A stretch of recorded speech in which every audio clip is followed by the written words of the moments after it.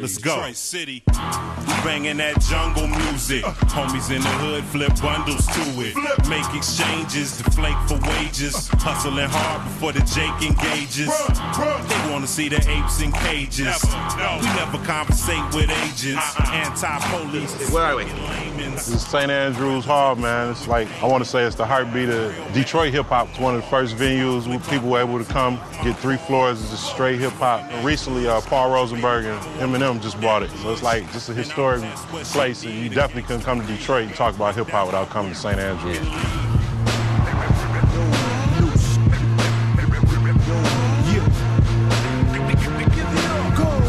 Oh, look who's here. Milk! It's the one they gon' get live for in the club, man.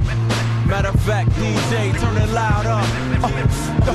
Turn it loud up. Hands to the sky. Get 'em high. Call up for help. This shit is fire. Sounds on alarm. Sound the alarm. Sounds on alarm. Sound the alarm. Tell me, where are we right now?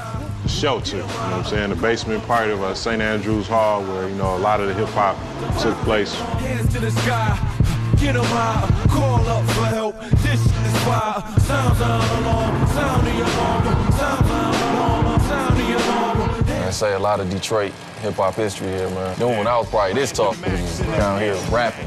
Quick to let them clap like hands to dap. Yeah, so street. Yeah, we do it obese. Almost every Detroit artist, you know what I'm saying, that's doing their thing, either on a big scale or a small scale, and came through here and rocked at least once, you know what I'm saying? Detroit not really having many outlets. This was like, you know, it was a church before, but it became a club. But for the hip-hoppers, it still was a church. And you can see it in my eyes, I'm so tense. We have no rules, it's beef. Oh, yeah, it's dope. I've seen a lot of people get the shit beat out of them right down here, too. If anything can crack in this place right here, you know. St. Andrews definitely has a lot of blood on the floors.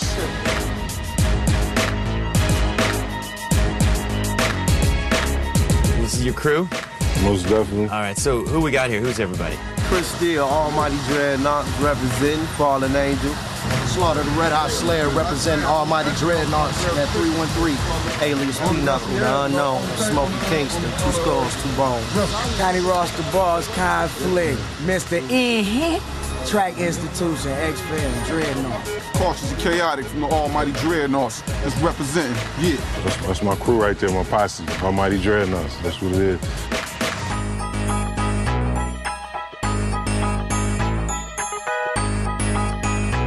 All right, Guilty. This is the studio. Yep, Studio 1. You can take us around, show us what you got. Most definitely, let's do it. All right. This is the actual studio right here. It's my man's Hex Murder right here.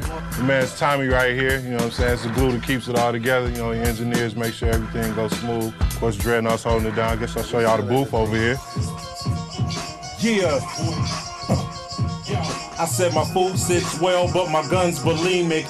Watch what happens, I'm about to feed it. My cause and effects, dog claws in your neck. Walk tall with a tech paw, more niggas sets till you talk with respect.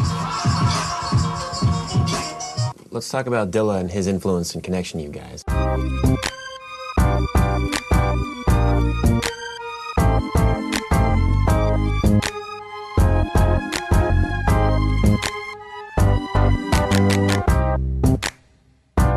Just being around him and just with his guidance and just his sound, you know what I'm saying? It challenged you to try to do something different, to like challenge yourself. So I would be a fool, or it would be dishonest to say that he didn't influence what I do. I'm just glad I got a chance to work with him, you know what I'm saying? So he had the biggest influence on what I'm doing right now, more than anybody. Like I say, I don't know if I'd be even doing beats right now.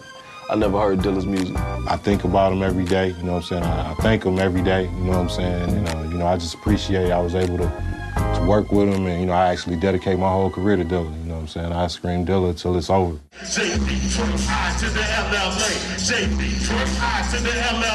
Turn the beat up.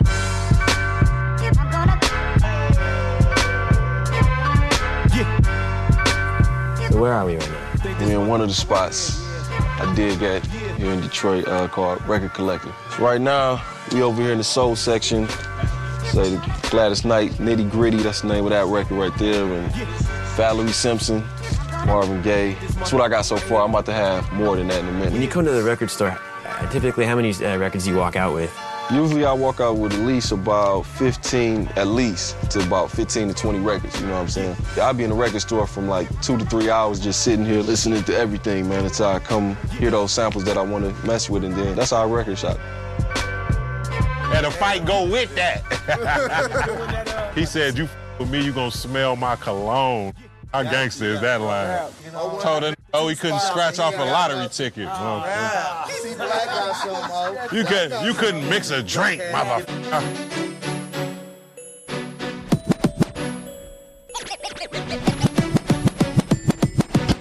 So where are we? What is Alvin's? You know, this is like just a hip hop spot, you know, that we frequent. We still do shows here quite a bit. We just wanted to make it a point to bring y'all to all the places that do support, you know, Detroit hip hop. Like I say, there's only a handful of spots that, like artists like me, Guilt, you know, underground dudes that can go to and perform and showcase what they're doing, you know what I'm saying? Why is it that there aren't so many places hospitable to hip-hop here? I don't think they like the type of crowd it might bring, you know what I'm saying? You know, I guess it's potential for, you know, violence or anything to erupt. I mean, I can understand where they're coming from, but at the same time, those are places I don't consider, you know, that have hip-hop's best interest in mind. So, you know, for the venues that do, you know, that's who we with.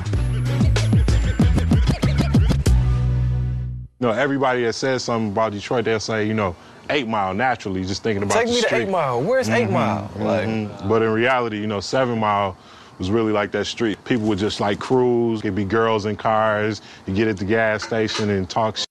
Everything would be lovely till somebody get to shooting, then everybody go home. You know what I'm saying? Yeah. So that's what it is. Getting riches. Getting riches. We're on top of Northern Lights roof. Where is everything in the city? Downtown Detroit is definitely, you know, down that way. You know what I'm saying? It's one of the best places for Detroit hip hop. You have Northern Lights, Alvin's, St. Andrews, all of those towards down that way. You know, it's home, man. You know, it might not look like much to a lot of people that might be looking at it right now, but you know, it's all we know. Great city. Yeah, it's Great ass city. Yeah. You didn't say great, you said great. I said great, yeah. Color great. But it's a great city, too. A lot of great people here in Detroit, man. It's home, and it's what we know. You know, we love it. You know, couldn't pick a better place to come from. It builds character, and, you know, I'm thankful for it every day.